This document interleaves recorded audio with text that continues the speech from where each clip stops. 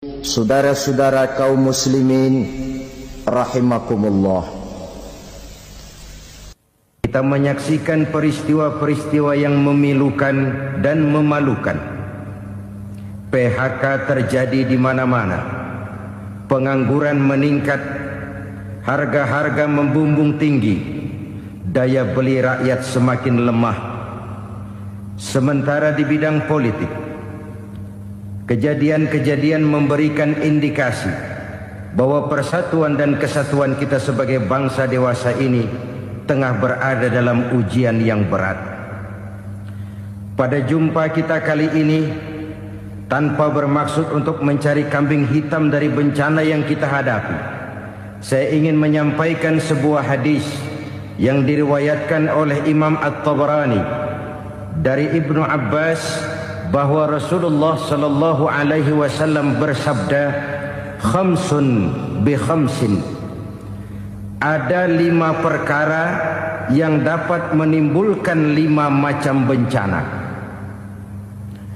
Mari kita renungi hadis ini satu demi satu sebagai bahan introspeksi buat kita semua dalam menghadapi bencana yang tengah berlaku sekarang ini. Yang pertama, ma naqasa qaumul ahda illa sullita alaihim aduwwuhum. Apabila suatu kaum sudah mengingkari janjinya, maka mereka pun akan dikuasai oleh musuh-musuh mereka. Sederhana saja nampak kalimat dalam hadis ini. Apabila orang sudah mengingkari janji, mereka akan dikuasai oleh musuh-musuh mereka sendiri. Dan musuh kita yang paling utama saat ini adalah kemiskinan dan kebodohan. Kenapa itu terjadi? Karena kita mengingkari janji kita sendiri. Di saat awal-awal berdirinya Orde Baru, kita pernah berjanji untuk melaksanakan Pancasila dan Undang-Undang Dasar 45 secara murni dan konsekuen. Kita berjanji bahwa kita akan menegakkan pemerintah yang bersih dan berwibawa. Itu semua pada permulaannya. Waktu demi waktu berjalan, kita lupa dengan janji yang kita ucapkan itu. Ketuhanan yang Maha Esa kita ucapkan, tapi kesetanan yang luar biasa yang kita lakukan. Kemanusiaan yang adil dan beradab yang kita dengungkan, tetapi kemanusiaan zalim dan biadab yang kita praktekkan. Sederhana saja saudara, hampir setiap pejabat pada posisi-posisi kunci, di awal-awal ia memangku jabatan itu, biasanya ia mengucapkan sumpah dengan lafaz demi Allah, bahwa dalam melaksanakan jabatan ini saya tidak akan menerima hadiah atau pemberian dalam bentuk apapun. Itu pada permulaannya. Lama-lama rupanya hadiah itu asik juga, mulai diterima. Lama-lama dirasa kurang, mulai menagih. Dan akhirnya terjadilah praktek yang disebut suap menyuap, semir menyemir, dan lain sebagainya. Kalau ini sudah menjadi kenyataan, bagaimana kita mau menegakkan pemerintah yang bersih dan berwibawa? Undang-Undang Dasar 45 menyatakan bahwa bumi, air, dan seluruh kekayaan negara dikelola oleh negara bagi sebesar-besar kemakmuran rakyat. Yang terjadi adalah bahwa kita merasa mewakili rakyat untuk menikmati harta dan kekayaan negara, sehingga rakyat banyak tidak bisa ikut menikmatinya. Menumpuklah harta itu sehingga terjadilah pepatah, gunung ditimbun, sumur digali. Yang kaya semakin kaya, yang miskin semakin terpuruk. Kita ingkar dengan janji yang kita ucapkan di awal-awal kita bergerak. Kita ingkar dengan janji pada saat kita mengatakannya dengan menyebut nama Allah, dengan mempertaruhkan nama Tuhan. Sehingga pada akhirnya jabatan pun mengalami tender. Sudah menjadi rahasia umum. Orang mau jadi lurah mesti mengeluarkan uang. Mau jadi camat mesti mengeluarkan uang. Mau jadi wali kota, bupati, bahkan gubernur, itu ada pasarannya. Secara logika, Kalau orang memperoleh satu jabatan karena banyak mengeluarkan uang, tentu pada saat ia mengeluarkan uang, ia sudah punya pemikiran, modal pasti pulang, modal pasti kembali. Kalau orang memperoleh suatu jabatan karena banyak mengeluarkan uang, maka langkah pertama yang dia lakukan setelah memangku jabatan itu ialah bagaimana uang bisa kembali, bagaimana modal bisa pulang. Kalau modal sudah pulang, pikiran berikutnya bagaimana supaya dapat untung. Lalu kapan mau bekerja untuk kepentingan rakyat? Itu nomor 18. Kemudian kalau ada proyek-proyek besar, pertanyaannya ialah bukan apakah proyek ini bermanfaat bagi rakyat, apakah proyek ini layak untuk diteruskan, tetapi yang jadi pertanyaan paling utama ialah bagian saya berapa duit dari proyek ini.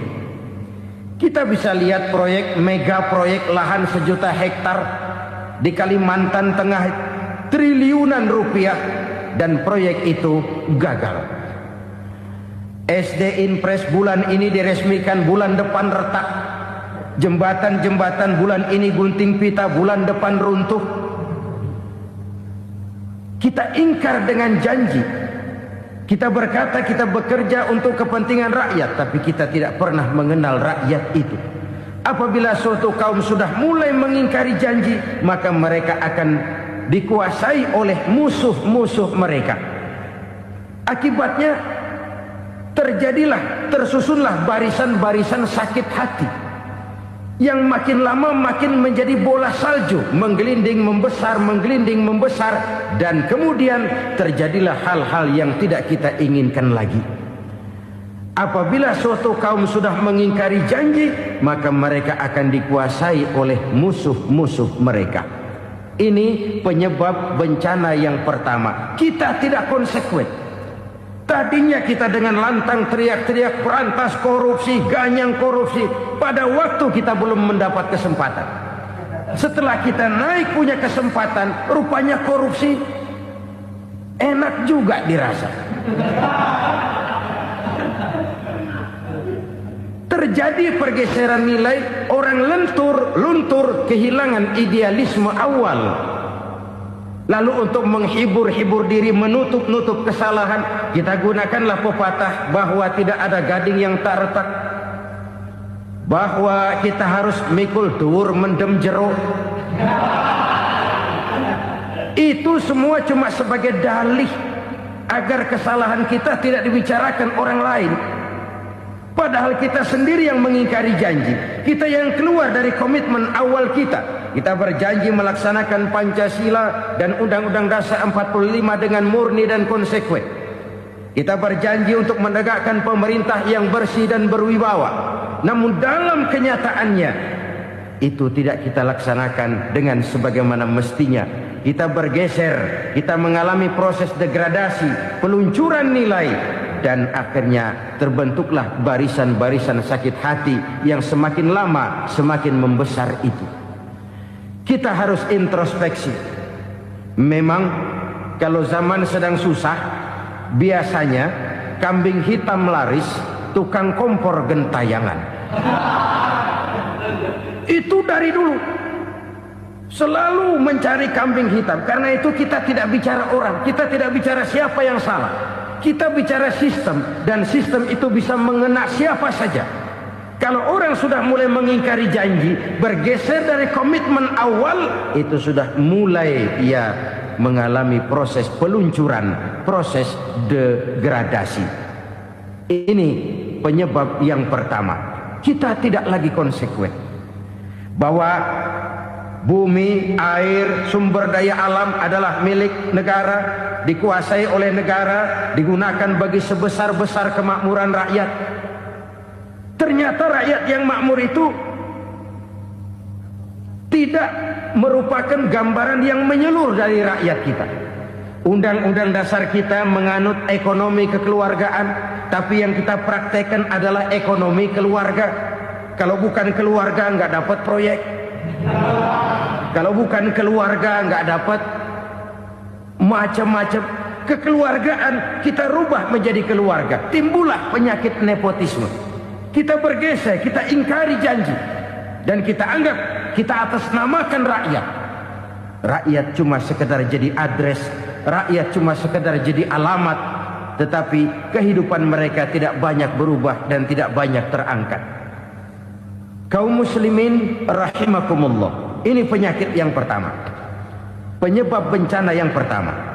Yang kedua kata Nabi, wa ma hakamu bighairi ma anzalallah. Apabila hukum yang diterapkan sudah tidak lagi bersumber dari hukum Allah, illa fasha fihimul faqru, maka akan bertebaranlah kemiskinan di mana-mana. Ini artinya apa? Apabila hukum tinggal sebuah stempel, apabila hukum sudah diatur menurut kepentingan, apabila hukum sudah tidak lagi ditegakkan secara adil, maka kemiskinan merambah di mana-mana. Hukum diatur menurut selera orang yang sedang berkuasa, maka yang benar bisa jadi salah, yang salah bisa jadi benar. Hukum dalam kenyataan hidup berlaku seperti pisau. Pisau itu kan saudara lihat, yang namanya pisau dimanapun itu tajamnya ke bawah, ke atas tumpul. Kalau hukum itu, kalau untuk rakyat, hukum itu tajam bukan main, cepat sekali dilaksanakan. Tapi giliran menengah ke atas, yang gedean dikit berbuat salah, hukum tumpul. Hukum pura-pura tidak dengar. Akibatnya terluka rasa keadilan rakyat. Satu kasus rakyat diam, dua kasus rakyat diam, tiga kasus rakyat diam, kasus terakumulasi di hati rakyat. Luka rasa keadilan, dan itu menjadi sumber bencana. Penjarahan, kita tidak setuju itu, tapi kita harus melihat kausalnya. Itu kan tidak berdiri sendiri. Itu kan karena terlukanya rasa keadilan rakyat, melihat kesempatan ini tidak merata. Kalau rakyat ini yang ngajukan kredit ke bank, walaupun jumlahnya cuma jutaan, ratusan ribu, susahnya 17 setan. Tapi ada orang-orang tertentu yang agunannya palsu, jaminannya palsu, bawa kata belece, bukan cuma miliaran, triliunan kredit bisa keluar. Terluka rasa keadilan, hilangnya kesempatan. Rakyat cuma dapat kesempitan, jarang dapat kesempatan. Dari lukanya rasa keadilan ini, memang ya entah lipstik, entah basa-basi, dibentuklah tim ini, dibentuklah badan pengawas ini, dibentuklah tim ini. Kalau membentur tahu, hancur tahu. Tapi kalau tim yang dibentuk membentur karang, bukan karangnya yang hancur biasanya, timnya yang bubar. Kenapa? Yang dibentur batu karang yang sangat keras. Kita main-main dengan hukum, kita tidak konsekuen dengan hukum.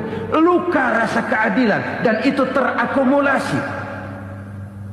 Edi Tamsil, rakyat tahu, terakumulasi, menguap begitu saja. Kasus-kasus lain rakyat tahu, menguap begitu saja. Ketidakadilan terakumulasi, mengendap di hati rakyat, menunggu ledakan. Pada saat sumbu meledak, rakyat tidak bisa dibendung lagi. Oke, kita tidak setuju dengan penjarahan, tapi jangan melihat itu sebagai peristiwa yang berdiri sendiri. Kenapa itu terjadi? Kausalnya kenapa? Oke, kita tidak setuju memang, tapi yang dijarah oleh rakyat kan memang cuma untuk perut. Yang dijarahkan beras, yang dijarahkan televisi, yang dijarahkan kulkas yang masih bisa dihitung, yang memang real untuk kebutuhan rakyat. Penjara-penjara berdasi kepala botak yang menguras uang rakyat habis-habisan, enak saja melenggang dalam kehidupan ini. Makin terluka rasa keadilan rakyat. Apabila hukum yang diterapkan sudah menyimpang dari keadilan yang diajarkan Allah, fasyafihimul fakru, bertebaranlah kemiskinan. Aneh, memalukan, memilukan. Sebuah negara agraris yang katanya pulaunya hijau royo-royo, gemari palau jenawi toto tentem kertora harjo, yang tahun 93 pernah mendapat penghargaan dari FAO, Badan Pangan Sedunia, sebagai negara yang berhasil dalam swasembada pangan. Sekarang ini kita terpaksa betul beli beras dari Vietnam, beli beras ke Kamboja, beli kedelai dari Kamboja. Kenapa? Lahan sawah kita habis ditanami pabrik.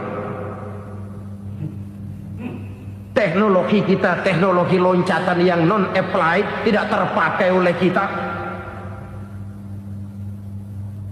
Lantas lahan yang tidak bisa kita tanami, kita paksakan lahan-lahan gambut menjadi tanah pertanian yang subur dengan biaya triliunan, dan kita gagal.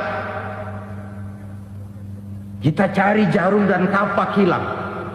Kita mau jadi negara industri dengan loncatan teknologi yang maju, kita lupakan pola pijak kita sebagai negara agraris, dan akhirnya kita kecolongan.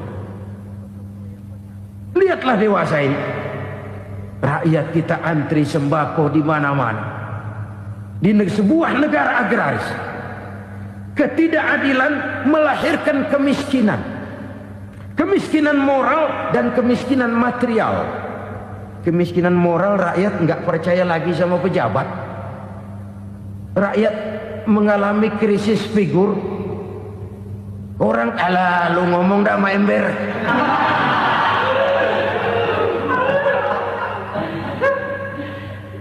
Penataran yang menghabiskan biaya miliaran itu melahirkan pejabat-pejabat korup.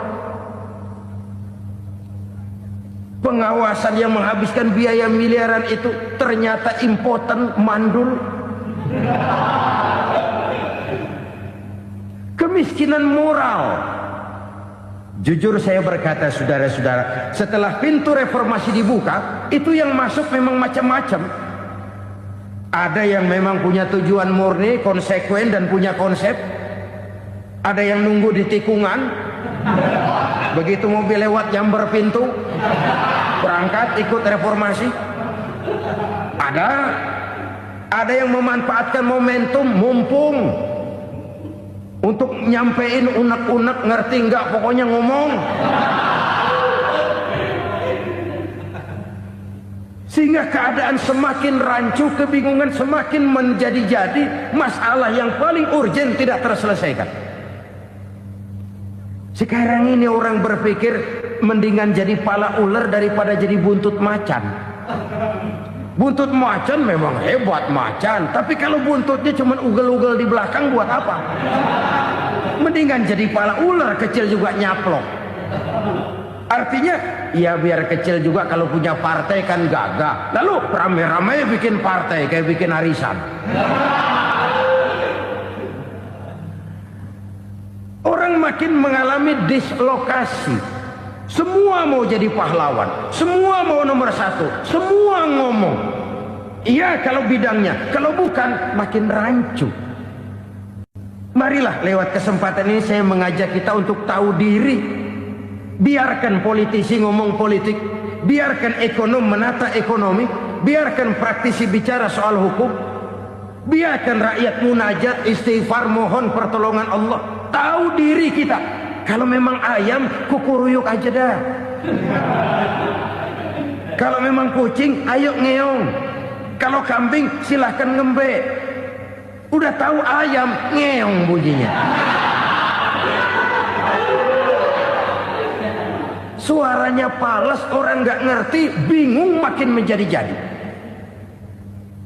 Ibarat kesebelasan sepak bola bangsa kita sekarang ini, rame-rame mau bikin gol, kiper ikut nyerang sekarang. Memilukan dan bahkan memalukan. Wa ma hakamu bighairi ma anzalallah illa fasyafihimul fakru. Kalau hukum yang diterapkan sudah menyimpang dari keadilan yang diajarkan Allah, bertebaranlah kemiskinan di mana-mana. Coba sekarang ini, yang punya duit bingung, apalagi yang kagak punya duit. Yang pengusaha gede ngeluh, apalagi yang pengusaha pas-pasan. Yang kagak punya beras, yang punya beras saja masih bingung, apalagi yang nggak punya beras.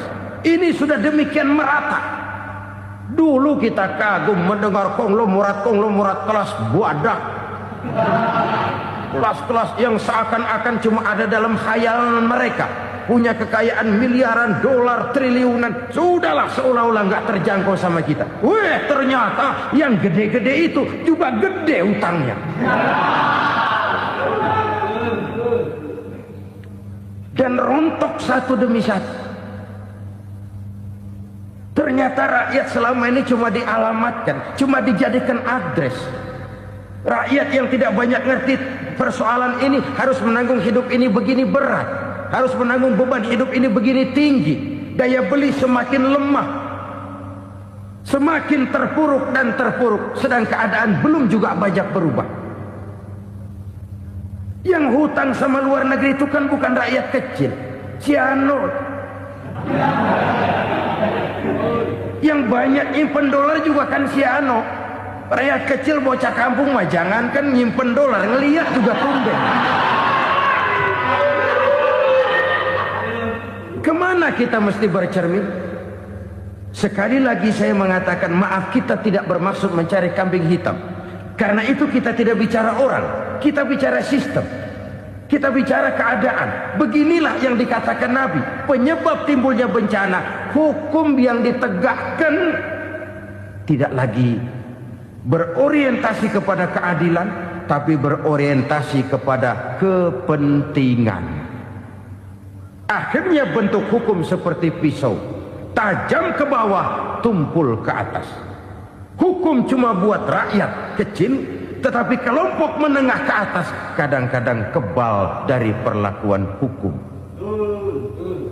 Maka bertebaranlah kemiskinan. Iya, kemiskinan moral berupa lukanya rasa keadilan. Kalau rasa keadilan terluka, orang kan nunggu kesempatan, saudara. Iya, dia nggak bisa ngomong. Iya, dia nggak sanggup action. Iya, dia nggak bisa tunjuk rasa, tapi hatinya kan, kapan ada kesempatan, kapan ada waktu, tunggu.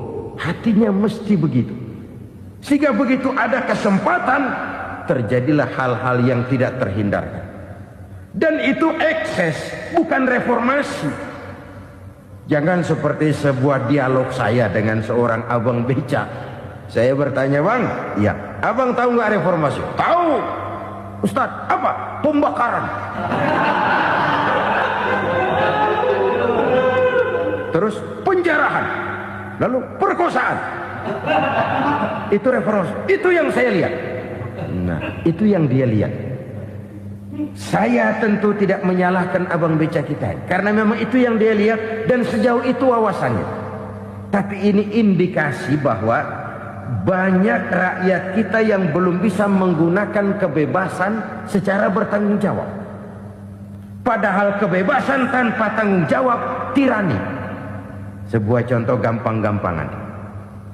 Saya beli radio, saya setel di kamar saya, lalu saya bilang, ini radio gue.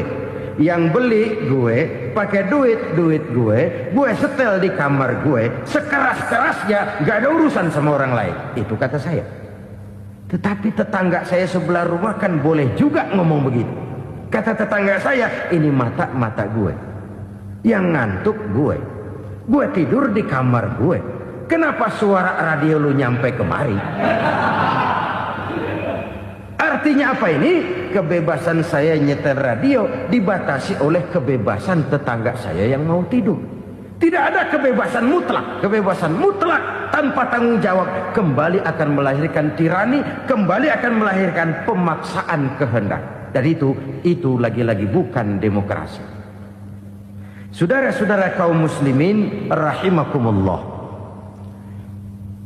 Ini penyakit yang kedua, lukanya rasa keadilan, terutama di kalangan rakyat kecil. Itu mengendap menjadi akumulasi dan menunggu giliran kapan bisa dimuntahkan. Dengan kata lain, rakyatnya udah banyak banget makan yang perutnya jadi enek, nyelam. Kapan nunggu muntahnya? Udah begini banyak akumulasi yang mereka pendam di perut ini, sehingga ketika terjadi kesempatan itu sudah tidak terkendalikan lagi. Kita out of control. Saya tidak mentolerir sikap-sikap kekerasan. Bahkan saya lebih cenderung bahwa kalau di rumah kita banyak tikusnya, tikusnya saja racuni, jangan rumah dibakar. Bahwa ada korupsi, iya. Ada kolusi, memang. Ada nepotisme, tentu. Tetapi tikusnya saja racuni. Jangan rumah dibakar. Masa mau ngusir tikus bakar rumah? Tikusnya lari, tikusnya selamat, rumahnya ewes-ewes.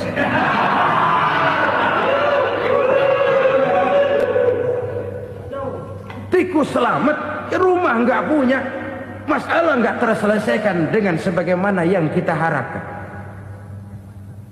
Kita sepakat ini negara hukum. Dan di hadapan hukum semua manusia itu sama. Itu prinsip yang diajarkan Allah. Al-musawat bainan nas fi takalifil ahkam. Semua manusia sama dalam berhadapan dekat dengan hukum Allah Subhanahu wa taala. Kalau hukum sudah pandang bulu, itu jelas yang enak yang banyak bulunya. Siapa yang banyak bulunya? Monyet. Kalau hukum pandang bulu, monyet keenakan. Saudara-saudara kaum muslimin rahimakumullah, introspeksi. Mari kita bercermin bagaimana perjalanan hukum selama ini. Kalau introspeksi ini kita temukan, lalu ada upaya untuk memperbaiki diri. Jangan menggunakan tak ada gading yang tak retak, mikul duwur mendem jero untuk menutup-nutupi kesalahan orang. Padahal kesalahan itu sedemikian besar. Padahal rakyat kita tiap hari antri sembako. Ada yang sehari sekali makan. Ada yang makan sudah bercampur tiwul. Ada yang nasi sudah dicampur pisang, balik jadi orok lagi. Macam-macam upaya rakyat untuk menangsal perut ini. Lalu rakyat ditenang-tenangkan, lebih baik puasa Senin Kemis sambil menghadapi krisis ekonomi. Kenapa rakyat yang disuruh puasa? Kenapa bukan pejabatnya yang puasa lebih dulu untuk kemakmuran rakyat? Kalau rakyat yang memang perutnya udah gepeng disuruh puasa, makin krempeng perutnya. Artinya pejabat harus punya sense of politik. Ya, tidak, puasa itu kan tidak cuma Senin Kemis saja. Puasa itu puasa perasaan, puasa menghargai perasaan yang sedang kondisi yang sedang dihadapi oleh rakyat. Bagaimana rakyat yang tengah antri sembako melihat pejabatnya lewat dengan mobil yang harganya sampai 1 miliar. Oh, inilah pemimpin saya. Luka lagi rasa keadilannya. Kita tidak tenggang rasa. Puasa dalam artian itu pun akan menolong menegakkan semangat kebersamaan, membentuk semangat kebersamaan. Saudara-saudara kaum muslimin rahimakumullah, penyebab bencana yang ketiga dikatakan oleh baginda Nabi, wala dhaharat fihimul fahishatu illa fasha fihimul maut. Apabila kekejian telah merajalela, maka maut bertebaran di mana-mana. Kita renungi butir kalimat dalam hadis ini. Apabila kekejian telah merajalela, maut bertebaran di mana-mana. Begitu murah arti sebuah kehidupan. Penjarahan untuk hal-hal yang kecil tapi sampai mengorbankan nyawa. Apabila kekejian sudah terjadi di mana-mana, maut pun bertebaran. Maut dalam arti berpisah ruh dengan jasad, tapi juga maut dalam arti orang bisa mati karirnya, orang bisa mati usahanya, orang bisa mati kesempatannya karena perbuatan-perbuatan keji yang selama ini tidak terbendung. Lahirlah teori mafia. Siapa yang kuat dia yang berkuasa. siapa yang lemah dia menjadi mangsa. Proyek-proyek besar yang menang tender itu ya dari itu ke itu saja. Yang pengusaha-pengusaha tidak punya koleksi, koneksi, tidak bisa bayar komisi, dapat proyek tetelan. Ada dagingnya, dikit namanya juga tetelan. Dagingnya sudah habis disantap oleh meja. Sekian puluh meja dilalui, sekian puluh amplop dikeluarkan. Sehingga yang akhirnya ya tinggal tetelan itu tadi. Maka kualitas pekerjaan pun sudah bukan lagi jadi masalah.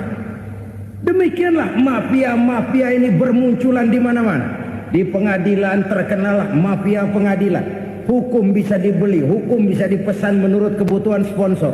Mafia peradilan, mafia politik, mafia ekonomi, bahkan mafia agama yang menggunakan agama sebagai kedok, menggunakan agama sebagai dalih, menggunakan agama sebagai topeng untuk melancarkan maksud-maksud politiknya pun tidak tertutup kemungkinan.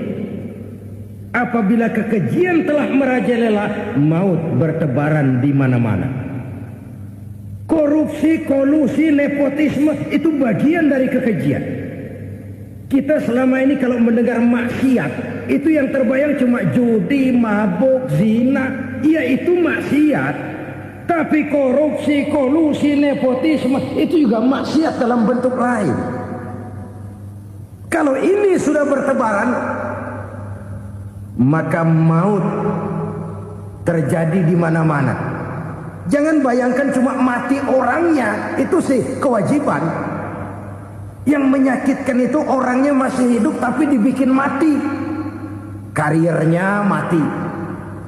Kenapa? Karena yang diperlukan bukan cuma orang pinter tapi orang taat. Biar pinter, kalau nggak taat minggir.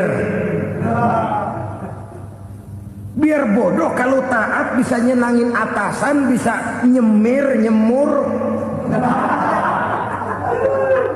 Kumaha juragan wae ayeuna nama. Itu yang kadang-kadang dapat penghargaan. Tidak ada prestasi kerja kecuali bikin senang orang di atas. Kita lihat di desa-desa jalan rusak. Kalau ada berita pejabat anak mau turun, jalan rata sekali. Sampai tanah dari mana aja dikeruk buat ngeratain tuh jalan. Pejabat pulang legok lagi jalanan. Katanya kita kerja buat rakyat, nyatanya kita cuma melayani atas. Kenapa? Terjadi lingkaran setan. Seperti kata lagu Dul Sumbang itu. Mahasiswa takut sama dosen, dosen takut sama dekan, dekan takut sama rektor, rektor takut sama menteri, menteri takut sama presiden, presiden takut sama mahasiswa. Lah muter balik lagi. Lingkaran setan. Lingkaran setan. Saudara-saudara kaum muslimin rahimakumullah. Kekejian yang merajalela, praktek-praktek mafia yang tertuang dalam kehidupan sehari-hari menyebabkan orang mati karirnya, jasad masih hidup, karir mati, itu menyakitkan. Mati bisnisnya. Rakyat kecil pernah senang ketika cengkeh booming, harganya bagus, rakyat banyak yang pergi haji. Lalu mau ditata, lahir tata niaga cengkeh, malah amburadul. Harga cengkeh jatuh, petani cengkeh kecil menjerit. Siapa yang untung? Segelintir orang. Masihkah kita pakai atas nama rakyat untuk kepentingan nasional, padahal yang nyanyi cuma segelintir orang? Masihkah kita mau bohongi rakyat ini dengan mobil nasional tapi bikinan Korea? Masihkah kita mau bermain verbalisme, bermain kata? Ini sebuah masa lalu yang tidak perlu terulang lagi untuk masa-masa yang akan datang. Kekejian merajalela, orang mati karir. Bisa mati usaha, mati bisnis. Usahanya maju, dirangkul, hancur. Usahanya maju, dipukul, hancur, tenggelam. Bahkan yang memilukan dan memalukan badan-badan usaha milik negara itu dikebiri sedemikian rupa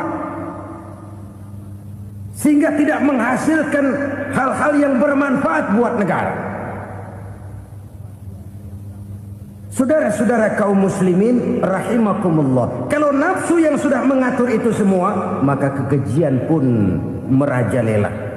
Orang sudah pakai teori mafia, yang kuat dia yang menang, yang kuat dia yang berkuasa, yang lemah silakan minggir di sudut-sudut kehidupan.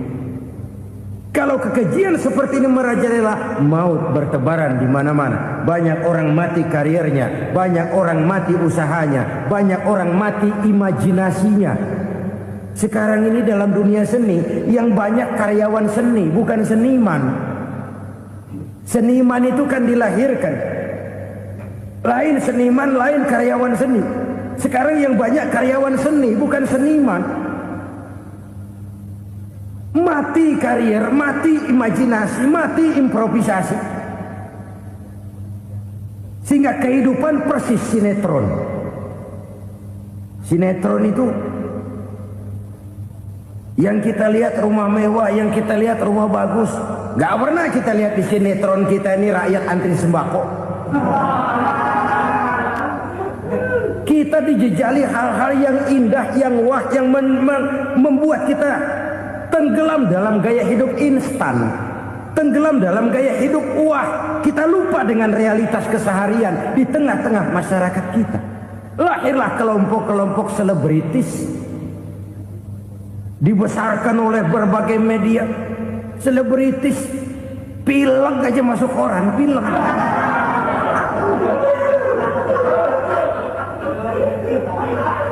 Rakyat yang pingsan antri beras nggak masuk koran. Rakyat yang semaput antri minyak nggak masuk koran. Selebritis panok masuk koran.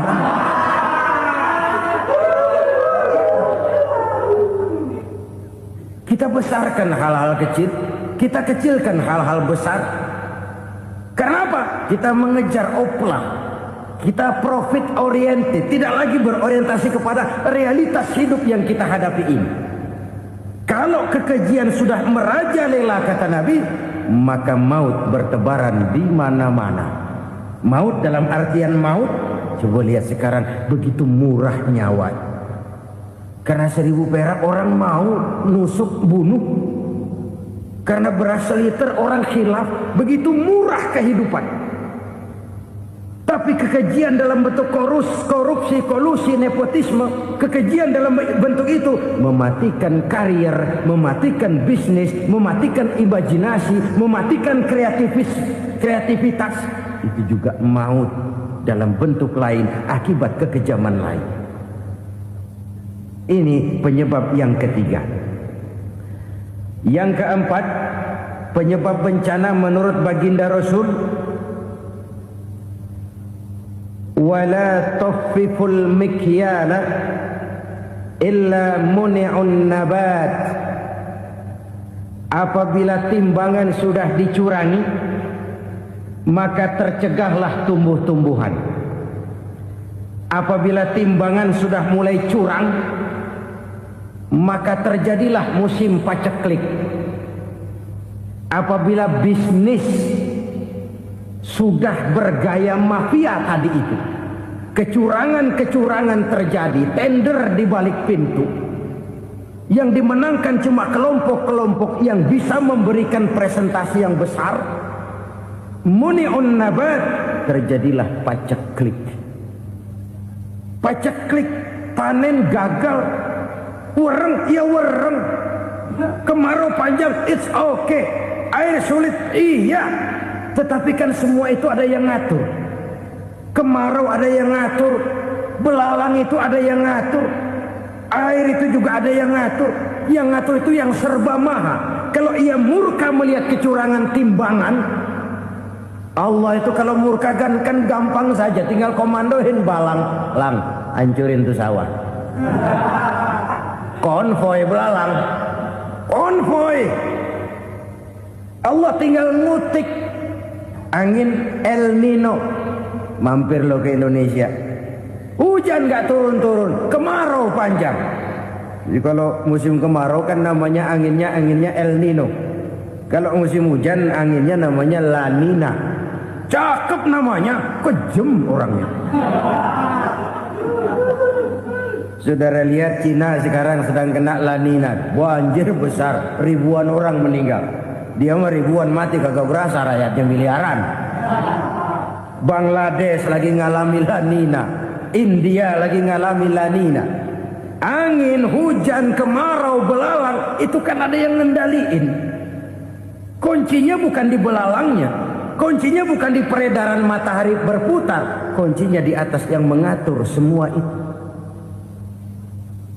Kalau timbangan sudah mulai curang, pengusaha sudah nggak mau jujur, apa nggak bikin perut jadi mual? Begitu rakyat antri sembako pingsan nggak dapat beras, sementara beras ditumpuk-tumpuk sampai membusuk.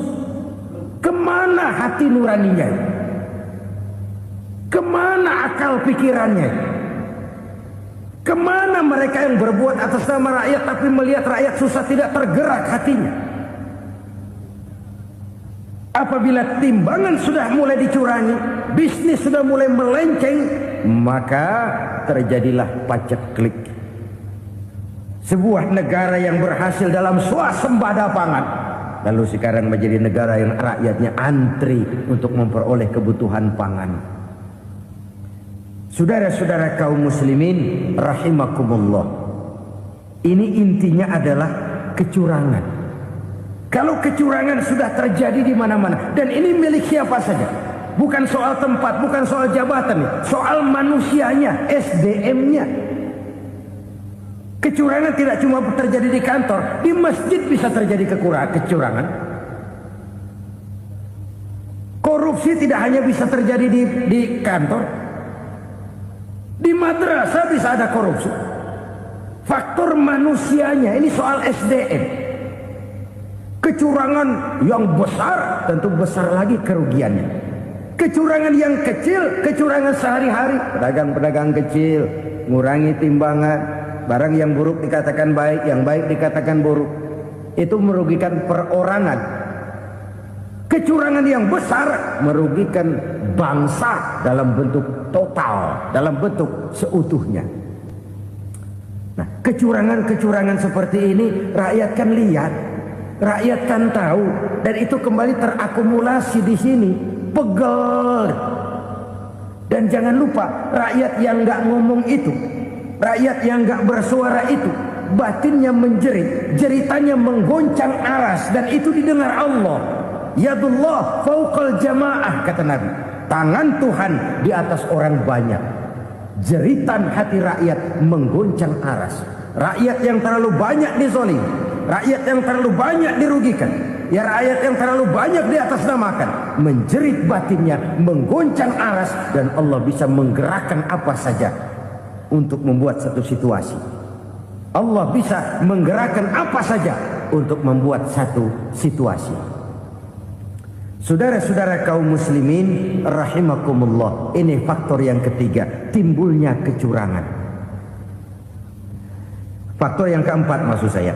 Yang kelima, penyebab timbulnya bencana menurut baginda Nabi, wala muni'uz zakat wala muni'uz zakat illa hubbisa anhumul qatru. Apabila zakat enggan dibayar, maka tercegahlah qatrun. Qatrun ini kalau bahasa kita sembako. Maka tercegahlah kebutuhan-kebutuhan yang kita perlukan. Ini, kita tidak meragukan bahwa yang kita tuju adalah masyarakat yang adil dalam kemakmuran dan makmur dalam keadilan. Nah, antara kemakmuran dan keadilan ini memang sering tidak bisa berjalan seiring. Pada saat kemakmuran kita kejar, ekonomi kita pacu, ada nilai-nilai keadilan yang tertinggal. pada saat nilai keadilan kita tegakkan benar-benar, ada unsur-unsur kemakmuran yang terabaikan. Oke, kita bisa mengatakan kasus. Oke, kita bisa mengatakan itu sebagian kecil. Tapi kalau sebagian kecil, lama-lama kan jadi sebagian besar. Oke, kita mengejar kemakmuran. Pertanyaannya, kemakmuran untuk siapa? Oke, kita berikan kelompok tertentu kue yang besar dengan harapan nanti dia bagiin kuenya kepada yang kecil-kecil. Tapi kenyataan, mereka yang dapat kue besar akhirnya malah lupa diri dan lupa daratan. Mau makin besar, malah memeras yang kecil-kecil ini. Sekarang kan yang kecil modali yang besar. Ramai-ramai buka bank, ternyata kamuflase. Uang banknya untuk kredit perusahaannya sendiri. Nasabahnya rakyat kecil. Artinya apa? Rakyat kecil disuruh modalin orang yang udah gede. Ini karena sambar geledek urusan.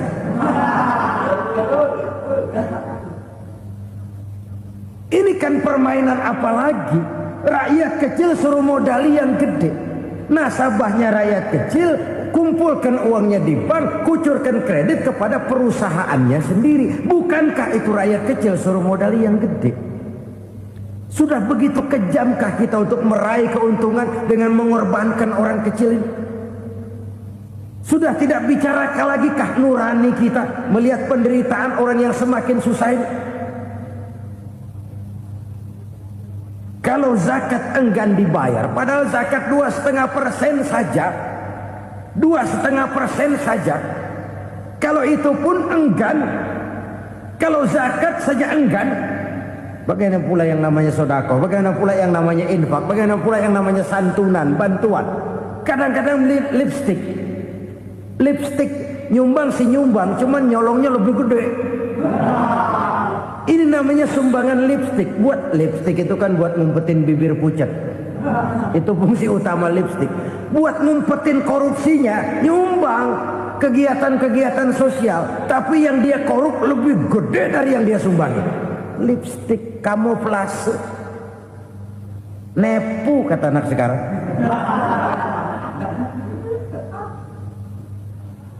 Saudara-saudara kaum muslimin rahimakumullah. Demikian berat kewajiban zakat ini sampai di zaman Sayyidina Abu Bakar pernah keluar komando perangi orang yang enggan membayar zakat. Perangi. Karena fungsi zakat adalah menjembatani antara si kaya dengan si miskin. Bahwa ada kemiskinan itu Qur'ani. Allah menyatakan, aku melebihkan rezeki sebagian kamu dari yang lain. Ini kan kesenjangan. Allah melebihkan rezeki sebagian kamu dari yang lain. Ada itu. Tetapi itu berjalan secara nature. Nah, kalau direkayasa, yang kaya semakin kaya, yang miskin semakin terpuruk, yang sudah besar dapat proyek besar, yang kecil dapat tetelan. Ini kan rekayasa namanya. Kesenjangan yang direkayasa ini yang kita harus kikis. Nah, fungsi zakat menjembatani dari sisi sosial. Dari sisi pribadi, Nabi berpesan, zakku amwalakum biz zakat. Bersihkan hartamu dengan zakat. Sekarang ada istilah nyuci uang. Uang hasil korupsi itu bisa dicuci, dijadikan uang bersih. Bukan pakai rinso, bukan. Pakai politiknya koruptor, diolah sedemikian rupa sehingga jadi uang resmi. Sudah memutik, itu termasuk yang disebut kejahatan kerah putih, white collar crime. Kejahatan kerah putih, kejahatan pakai dasi, kejahatan kelas kakap. Makanya orang mendingan goblok kagak bener daripada pinter kagak bener. Goblok kagak bener itu gampang ngurusinnya. Pintar kagak bener, ini yang berabe bener ngurusinnya.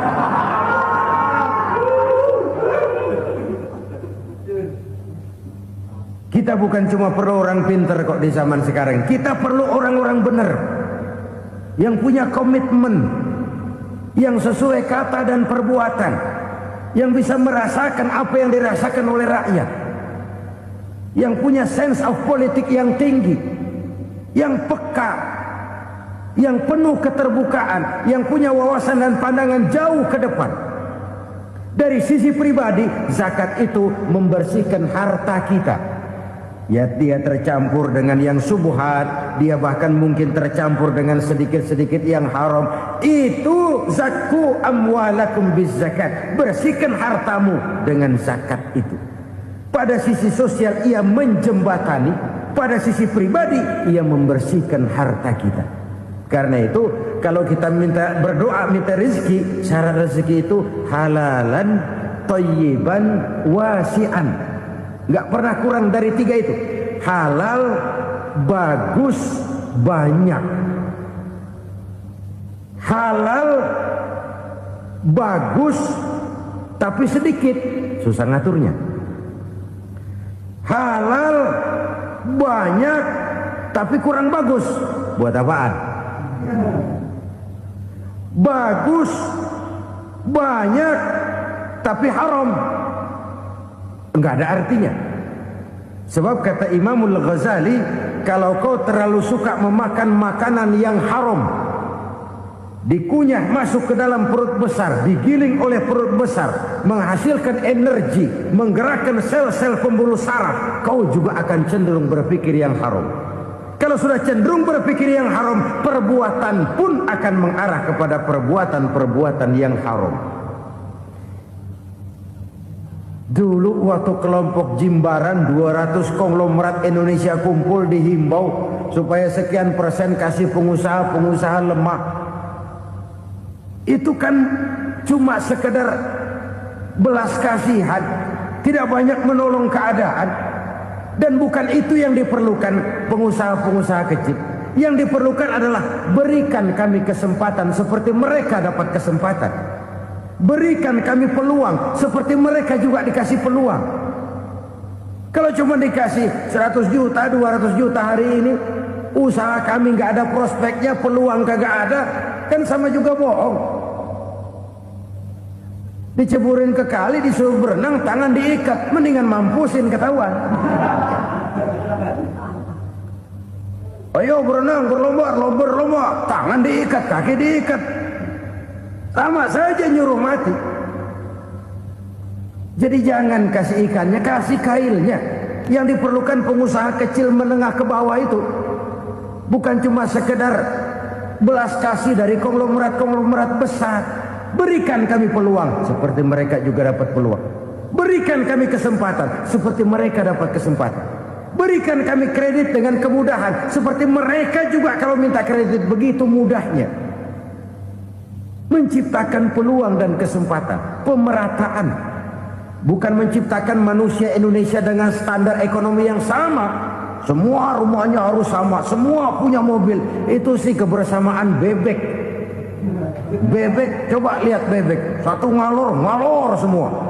Satu ngidul semua. Kebersamaan bukan itu. Kebersamaan adalah menciptakan peluang. Kalau yang kaya bisa semakin kaya, kenapa yang miskin tidak bisa ikut naik jadi sedikit kaya? Kalau pengusaha yang sudah kuat bisa bertambah menjadi kuat dengan proyek mega proyek, kenapa yang menengah tidak bisa ikut menjadi kuat? Dan kenapa kekejian itu merajalela? Kita dengar lewat berita-berita PLN tekor, PLN utang. Kenapa? Dia beli listrik dari swasta yang belinya lebih mahal daripada penjualannya. Artinya dia beli itu listrik dari perusahaan listrik swasta, dia jual kepada rakyat lagi. Harga jualnya lebih murah daripada dia beli kepada swasta. Kenapa? Ada tekanan lagi tuh. Biasa siklus lagi. Hukum Boyle. Atas neken, paling bawah gepeng.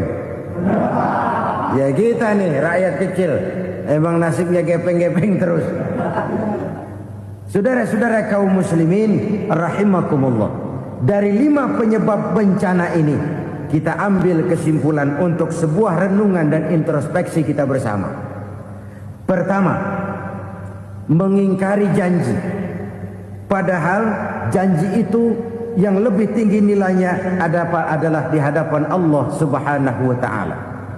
Baik wakil-wakil rakyat di parlemen maupun pemimpin-pemimpin rakyat di dalam kabinet, apabila memangku suatu jabatan, selalu mereka mengawali dengan sumpah, dan sumpah itu dimulai dengan demi Allah. Sadarkah kita pada saat itu kita ucapkan bahwa kita sudah mempertaruhkan Allah untuk jabatan yang kita pegang? Kita sudah mempertaruhkan nama Allah untuk posisi yang dipercayakan kepada kita. Sadarkah kita bahwa menyia-nyiakan itu satu dosa yang sangat besar, yang tidak hanya kepada Allah tetapi juga kepada rakyat yang kita wakili, kepada rakyat yang kita pimpin. Cukuplah sudah rakyat dijadikan adres, umat dijadikan alamat sebagai numpang. Marilah kita kembali kepada komitmen awal dengan jujur kepada janji kita sendiri. Lalu yang kedua, kekejian, baik berupa korupsi, kolusi, nepotisme, dan perbuatan-perbuatan lain akan melahirkan kemiskinan. Kekurangan pangan bukan satu-satunya yang menyebabkan rakyat menderita. Lukanya rasa keadilan terakumulasi di hati rakyat, dan jeritan hati rakyat mengguncang aras. Kalau Allah murka, Allah bisa melakukan apa saja untuk menciptakan suatu kondisi. Faktor yang ketiga adalah praktek mafia menebarkan maut, baik orang yang mati jasad dan rohaninya maupun orang yang mati karirnya, mati kejujurannya, mati usahanya, mati imajinasinya. Hilang kreativitas kita sebagai bangsa. Faktor yang keempat, kecurangan-kecurangan di bidang usaha, di bidang tender, mengandalkan menjual kekuasaan. Dan memang repot kalau penguasa jadi pengusaha. Mau atau tidak mau, kebijakan-kebijakan kekuasaannya akan memperkuat jaring-jaring usahanya. Dan pada saat itu objektivitas sulit ditemukan lagi. Lalu yang kelima, keengganan membayar zakat, menumpuknya kekayaan negara pada kelompok-kelompok tertentu. Ini akan melahirkan paceklik yang berkepanjangan. Menumpuknya kekayaan dan harta negara pada kelompok-kelompok tertentu akan melahirkan paceklik dan kemiskinan yang berkepanjangan. Marilah kita sadar, marilah kita merenung bahwa keengganan kita membayar zakat, menciptakan pemerataan, pada akhirnya akan menjadi musibah buat kita semua. Saudara-saudara kaum muslimin rahimakumullah, sekian dulu jumpa kita kali ini. Mudah-mudahan yang saya sampaikan dari hadis riwayat Imam Tabrani ini menjadi bahan introspeksi buat kita semua. Tidak akan seorang muslim jatuh dua kali di tempat yang sama. Semua merupakan pelajaran untuk kita jadikan introspeksi guna menata hari esok yang lebih baik daripada hari ini. Reformasi harus terus berlanjut. Tidak bisa dan tidak perlu dikendalikan, tapi harus tetap dengan landasan akhlakul karimah sesuai dengan budaya kita sebagai bangsa. Terima kasih atas perhatian saudara. Mohon maaf atas segala kekurangan. Jumpa lagi lain kesempatan insyaallah. Usikum wa nafsi bitaqwallah. Wassalamualaikum warahmatullahi wabarakatuh.